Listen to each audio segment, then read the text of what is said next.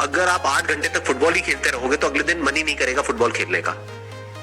But naturally मानो आपकी capacity है 2 घंटा खेलने की, 2 घंटे तक आपको लगता है कि यार मेरे को अच्छा लगता है, तो 2 घंटा खेल लो। बाकी का टाइम बचा उसमें आपने फिजिकल एजुकेशन के बारे में स्टडी किया। आप कितना स्टडी कर सकते हो कोई लिमिट नहीं है। उसमें किस किस तरह की एजुकेशनल क्वालिफिकेशन ले सकते हो उसकी भी कोई लिमिट नहीं है। कितना आगे जा सकते हो उसकी भी कोई लिमिट नहीं है। कितना डीप में जा सकते हो उसकी भी कोई लिमिट नहीं है।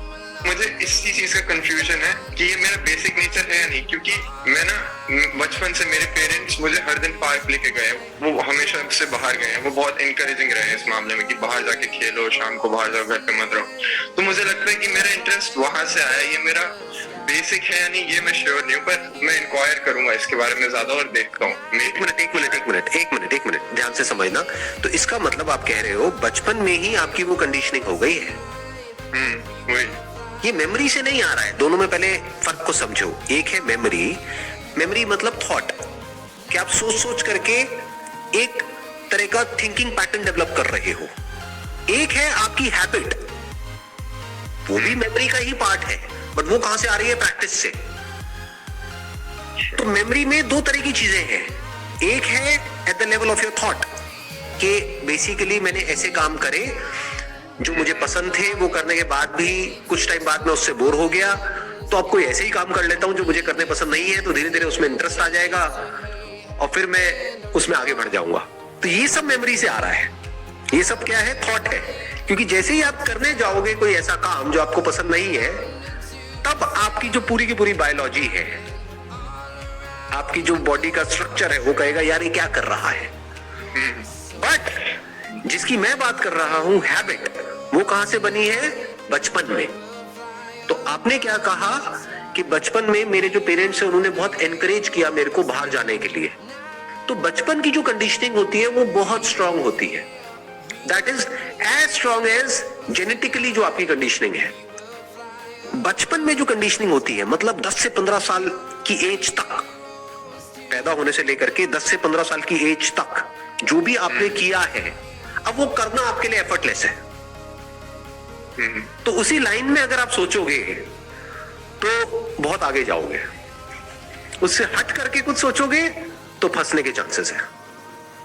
फिर आपको बहुत एफर्ट करना पड़ेगा, यानी कि पहले उस बचपन की कंडीशनिंग को तोड़ना पड़ेगा। देखो, जेनेटिक कंडीशनिंग तक तो पहुंचना ही बहुत मुश्किल है। हमें क्या पता जेनेटिकली क्या कंडीशनिंग है क्या नहीं है। उसके लिए क्या करना पड़ेगा? अपने पेरेंट्स को, ग्रैंड पेरेंट्स को और उन सबको जो पीछे की आपकी पूरी चेन है उसको बारीकी से ऑब्जर्व करना पड़ेगा। जैसे अगर मैं अपना एग्जांपल दूं तो मैं अपने ग्रैंड पेरेंट्स को जब देखता हूं, यानी मेरे ग्रैंडफादर, मेरे फादर के साइड के, और उधर से भी मैं अपनी मदर के ग्रैंडफादर को देखता हूं, तो दोनों ही मेडिटेशन में बहुत ज्यादा इन्वॉल्व थे। तो मे बी ये चीज जेनेटिकली मेरे अंदर आ गई है।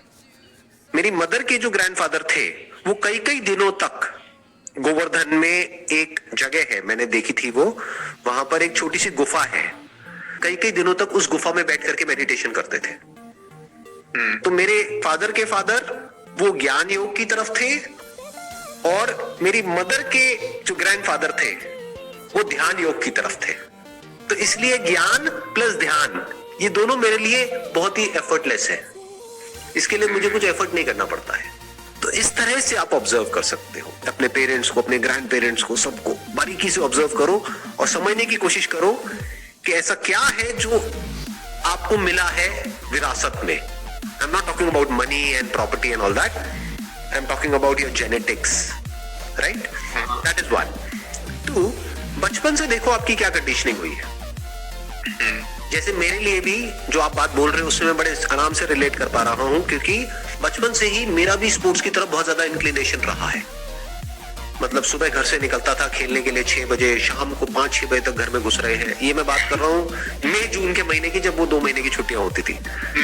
भरी दोपहरी में, गर्मी में, दिल्ली की गर्मी आपको पता ही है कैसी होती है। वहां पर भी सुबह घर से निकला हूँ, शाम को घर में घुस रहा हूँ, तो वहां से स्टेमिना डेवलप हुआ है, स्पोर्ट्स की तरफ इंक्लिनेशन है। तो वो सब चीजें मेरे लिए करना बड़ा आसान है। दूसरी तरफ से कोई बच्चा है जिसको बचपन से ही बिठा दिया गया है पढ़ने के लिए, 24 घंटे पढ़ते रहो। अब उसको बोला जाए एकदम से कि भाई तुमको जॉगिंग करनी है 1 घंटे तक, वो बेचारा घबरा जाएगा, वो कहेगा ये क्या करवा रहे हो मेरे से। बट उसको बोला जाए पढ़ना है तो उसके लिए बड़ा आसान है। तो इस तरह से आपको स्टेप बाय स्टेप आराम से समझना होता है। जैसे आपने कहा कि भाई बचपन से ही आप बहुत एक्टिव रहे हो फिजिकली, तो अगर कोई ऐसा ही प्रोफेशन चूज करते हो और अभी आप स्पेन में हो, तो आई एम श्योर आपका फाइनेंशियल बैकग्राउंड अच्छा है।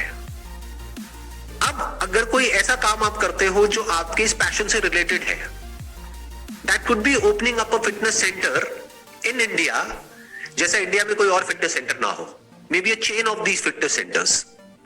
आप समझ रहे हो ना मैं क्या कह रहा हूं, कि स्पेन में रह करके आपने ऑब्जर्व किया यहां पर क्या क्या हो रहा है, किस किस तरीके से हो रहा है, प्लस ऑस्ट्रेलिया आप जा रहे हो, वहां पर भी आप फिजिकल एजुकेशन के ऊपर स्टडी कर सकते हो, उससे रिलेटेड डिग्री या डिप्लोमा या जो भी है वो ले सकते हो, ताकि थियोरेटिकल नॉलेज आपके पास में हो।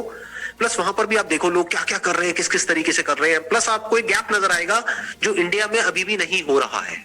फिर दिल्ली में या बॉम्बे में आप जा करके अपना कोई इस तरह का सेटअप शुरू कर सकते हो। तो ऐसे अपने आप को समझना होता है हर लेवल पे, और उसके हिसाब से एक्ट करना होता है।